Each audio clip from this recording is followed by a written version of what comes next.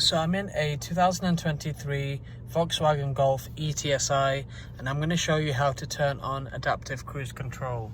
So all the controls for cruise control are in this area here. So if you want to turn on adaptive cruise control, you'll press this button, and you can see it turns on because this symbol appears just in this area here.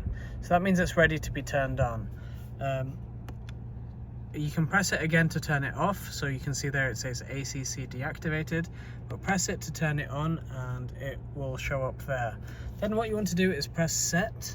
So you press set, and from there you can choose the speed that you want to set while you're driving. So you can use the plus and minus to get to the speed that you want to, and from there adaptive cruise control will be working. If the car comes to a stop and then you want to resume it again, you can press resume. And this button here is a bit more of a specific menu, so if you press this, you can turn on lane assist. You can turn it off and on using these arrows and the OK button here. And there's also an option to turn on a limiter, and also an option to turn off and on the front assist. Also in this area here, you have this button in the middle.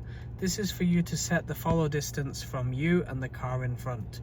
So pressing this, this kind of bar appears here, so keep pressing it if you want to increase or decrease the follow distance between yourself and the car in front.